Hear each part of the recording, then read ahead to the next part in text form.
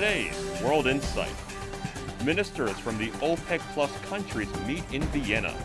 How will their decisions impact the world's primary energy mix and the fight against climate change?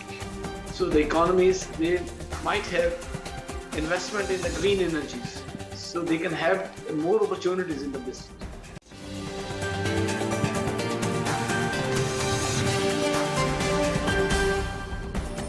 Hello and welcome to World Insight with me, Tian Wei.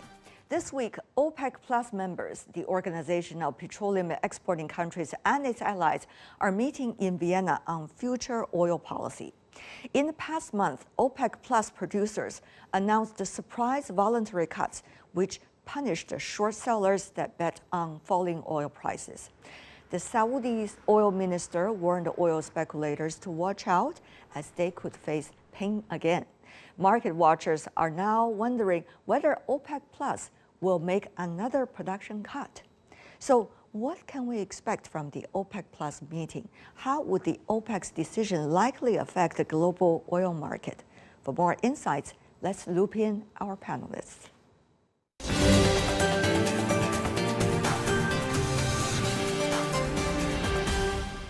For the latest discussion about the OPEC Plus decision in Vienna, Anis Barektarovich, who is a professor and chairperson with the International Law and Global Political Studies. In Islamabad, Irfan, founder of the Department of Environmental Science with International Islamic University. In Beijing, Kevin Tu, managing director of Agora Energy Transition China. Gentlemen, welcome to the program. It is creating a big debate. What will be the decision of the OPEC Plus meeting, likely to be held on Saturday in Vienna? Now, Mr. Tu, as an energy expert, do you see they are going to change the cuts or not? If the price is decided by the market, it's most likely, as many traders are betting now, the international oil price are going to decrease in the coming months.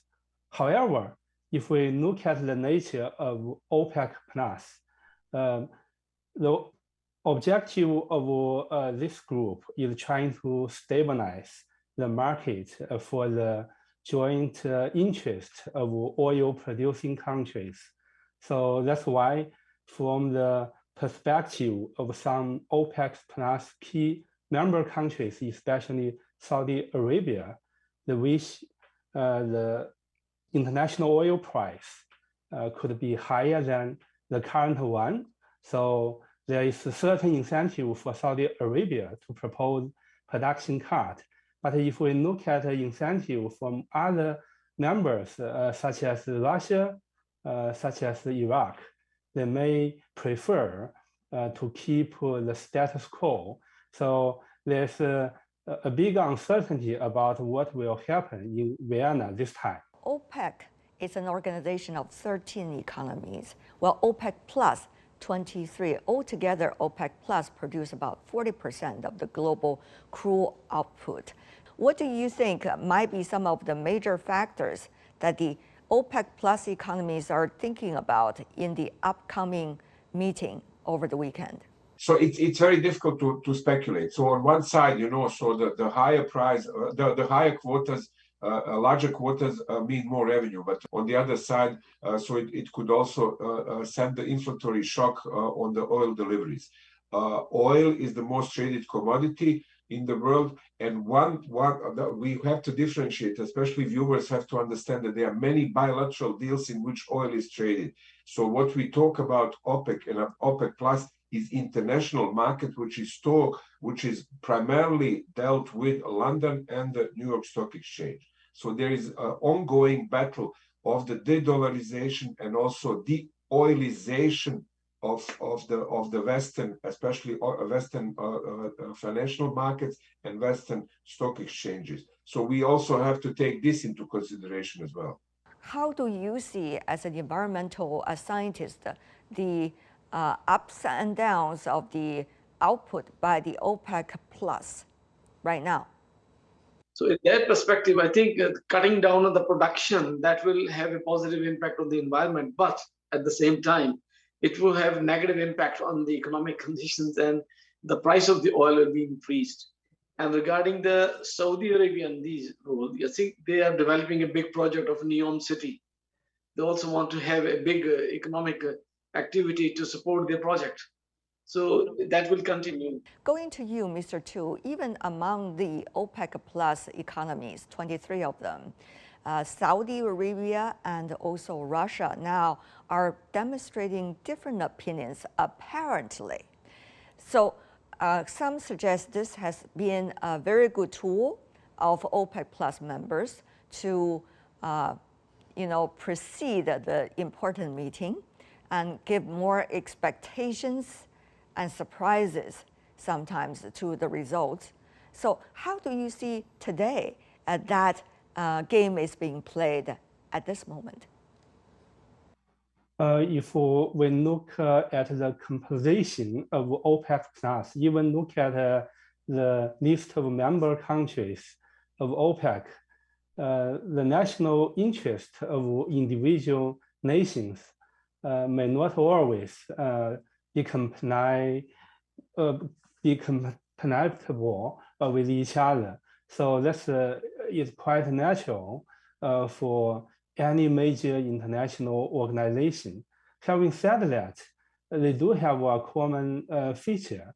They are all major producing country, major oil exporting country. So in this regard, even against the backdrop of the ongoing war in Ukraine, this group of countries are still sticking with each other, trying to coordinating their oil production policy together, trying to counterbalance the influence of major oil consuming countries, especially G7s. This phenomenon actually could be dated back to 1973 when the first oil crisis happened. Then under the leadership of the United States and other OECD countries, International Energy Agency was created in 1974. Since then, the international energy governance has been frozen for many decades because basically at the producing side, we have OPEC. At the consuming country side, we're talking about the IEA. If we look at what's going on in the future, I do believe we need to find a new type of international energy governance to somehow reduce the level of zero-sum games between producing and consuming countries. Mr. Tu, I noticed over the past few years, there have been some significant cuts. One is 2020, of course, that was very significant, 9 million barrels a day. That is due to the pandemic, of course. The last year, also October, if I remember right, 1.16 million barrels a day also come to consensus.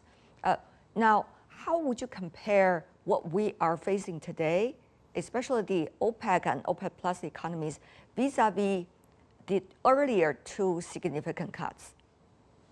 I do believe OPEC plus should consider to keep the status quo because the economic situation across the globe is quite subtle. When we look at major consuming economies, especially many European countries, taking Germany as an example, the country is in a de facto technical economic recession because the economy has already in contraction instead of expanding mode. So another factor is when we look at the inflation in different parts of the world, especially in many emerging countries, as well as many G7 countries. The prospects of economic slowdown is a real danger. The that will also impose quite a significant implication for oil producing countries. So that's why it's not only about how OPEC and OPEC Plus should mandate the price of oil. By the way, it should always be decided by market fundamental instead of market maneuvering. So that's why I do believe between major producer and major consumer, we need a sensible mechanism to find a common ground. When we talk about the market, it's a very interesting how we interpret that. For example, as a result of the Russian-Ukraine crisis, we see the G7 nations has been putting a cap on the price of oil per barrel, $60 US. Of course, that's a political decision. So how do you see, the everlasting topic of geopolitics, politics, economic interests, vis-a-vis market action in the discussion of crude oil prices, and therefore, of course, in the decision-making process of OPEC and OPEC Plus? So we have basically two diverging or two contradicting approaches or let's say political actions in this respect. One of them is a status quo forces in which the final consumers want to control from practically from the drilling pump everything up to the stock exchanges. As we said, London and New York were exclusive trading spots, the global or the general spots, trading spots. On the other side, we have request, which starts, as I mentioned, with the so-called oil embargo about the oil sovereignty. And now those contradicting political actions are clashing, and they are very much visualized in the conflict in Ukraine. So also the fitting of the prices in Vienna for this meeting and for all consecutive meetings will be basically reflecting those two realities. On one side, the group of countries of the West, which are primarily consumers, if we exclude Norway, which is also mostly exporting through the network of bilateral deals. Very little goes to the real international market. And on the other side, on the represented by G7, and on the other side, countries that want to gain oil sovereignty and are considering trading of oil in other currencies than of US dollars and the EU euro. So this is the clash that we will witness for the forthcoming period. And of course, we have the whole political, it's politicizing actually the environmental needs and the climate change and all other things, in which it is practically foolish at the present state of technology to think that we can change and alter our so-called primary energy mix. Primary energy mix is a basket of energies that every country needs to meet its own annual needs. And this is predominantly carbonic. It's between 85 to 98% based on carbonics. And even if we see the electric cars, we can understand that basically our electric cars are run on coal and oil. If we see the primary energy mix, how we get electricity even. We have seen a lot of economic movements around the world. For example, the US debt ceiling coming to so-called consensus at this moment. The US Congress is likely to vote on that before June the 5th. In fact, almost coincides with the time of the OPEC Plus meeting. Very good. That leads to, Professor Khan, to some investors trying to jump into so-called riskier investment. Betting on crude oil prices is one of those. Meanwhile, we also see inflations still going up in many of the developed economies, developing countries as well, of course, due to many reasons, including the conflicts. And at the same time, economies around the world are not necessarily doing very well if you look at the numbers, including some of the fastest growing economies in the world today. So at this point, how are economies looking at the price of crude oil, and how is that factor going to, come into playing the overall calculation about what they can do to their economies? Professor Khan, briefly. I think the biggest challenge these days is the sustainable economies. You see, sometimes we have a unbalanced, what you call economic, social, and environmental issues separately deal. Now, this is the era that we're all talking about and talking more discussions and more target setting in terms of sustainable development goals and having an integrated approach. So the economies, they might have investment in the green energies, investment in the new kinds of what called the energy technologies, the green technologies, the renewable technologies. So they can have more opportunities in the business. So in that case, it will be not the risky investment. It may be that risk may brought some opportunities also. So it's kind of a converting risk into opportunities for those kind of investors.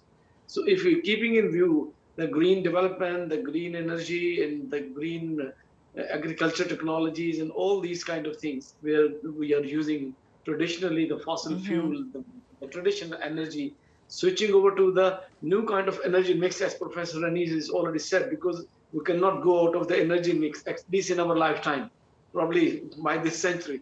So it has to be an energy mix. And within this energy mix, it has to be a share and kind of a trade-off between what kind of like the developed countries they can have, and in the underdeveloped countries, they are not only, although the consumers are increasing, but they're also increasing, like for their transport system, the mass transit system, they are also being increased in many countries.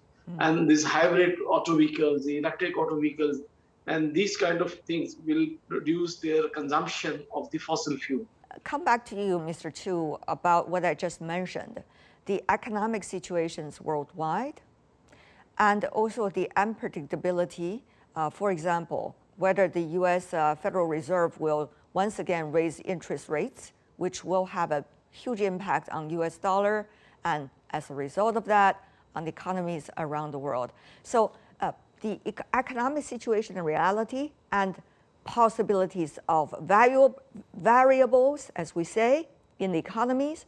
So how do you see the OPEC plus decision will, work with those factors? When we look at the coming OPEC plus meeting in June, it's also under the overarching themes of global energy transition.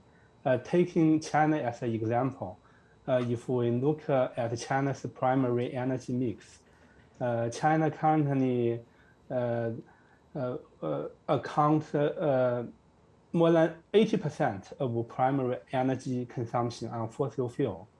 If we look at the country's future, no matter what forecast, what study we examine, if China is going to achieve carbon neutrality, then the country need to increase the share of non-fossil fuel from less than 20% now to more than 80% in the future.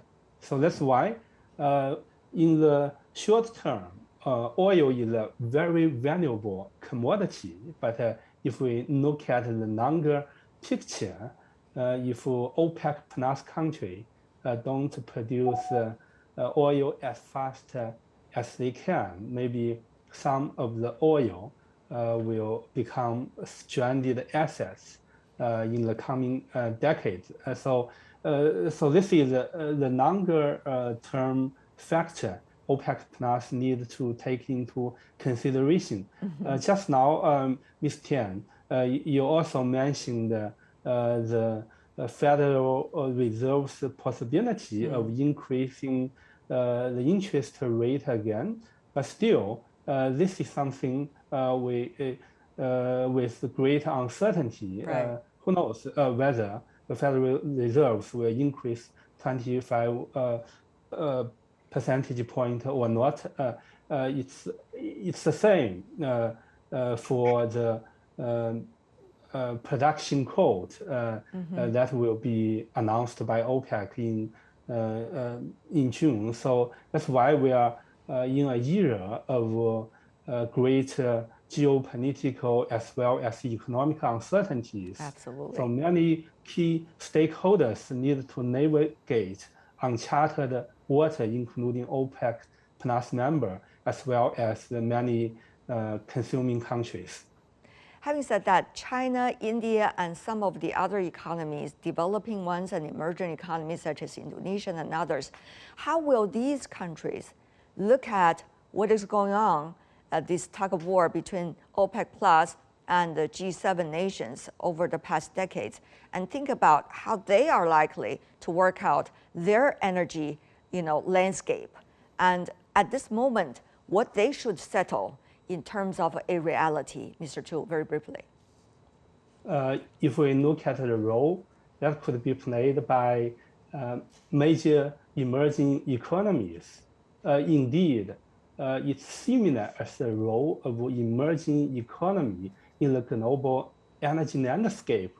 If we look at what happened back in 1973, the major oil consuming countries are mostly OECD countries. So that's why International Energy Agency could be established in 1974 without any participation from any emerging economy or any developing countries.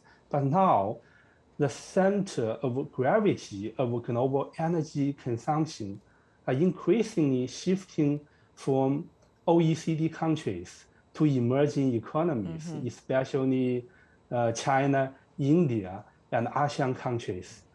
So that's why emerging economy will play an increasingly decisive role in international geopolitics, international energy trade. So that's why how these countries may transition their economy from the traditional carbon-intensive development mode to a new types of economic growth that will decide the future of our environment. Indeed. In particular, whether Paris Agreement goal could be achievable by the end of this century. Professor Barak-Tarovich, as a geopolitical professor, you know very well oil has been the reason why there were so many wars and conflicts in the world over the past decades. And some say that is the basic logic. However, looking at what is going on right now, besides crude oil, of course, natural gas has also become a huge component. Some economies among the G7, United States, for example, has a huge storage of natural gas and certainly has been playing its hand very well, trying to work with the logic of it to take advantage of it as well, just like economies rich with oil. On the other hand, there's also the picture of renewable, sustainable energy supplies that both of the other two panelists have been talking about. So how do you see the momentum that we are seeing right now? And how do you see geopolitics eventually will evolve as a result of the landscape of energy? The biggest, let's say, the biggest move that we can do towards the greening of the planet is to prevent larger wars, I mean any war, but larger wars, and then not to escalate the war, because the rounds of artillery pieces shot every day is enormously impacting the planet, and practically this is not only understated, underreported, but practically it is completely ignored. On the other side, we have to depart from the meat, we have to go into renewable means and so on and so forth. This is tirade, actually, which does not correspond with the reality. The most important thing is to depoliticize and to decrease the emotional charge when we talk about the energy mix, about the energy shift, about the greening of the economies, and so on and so forth. So we have to give the words to the experts, and we have to come to the realistic things. We will still rely on oil and gas, and of course, United States also is finding too much story about the gas.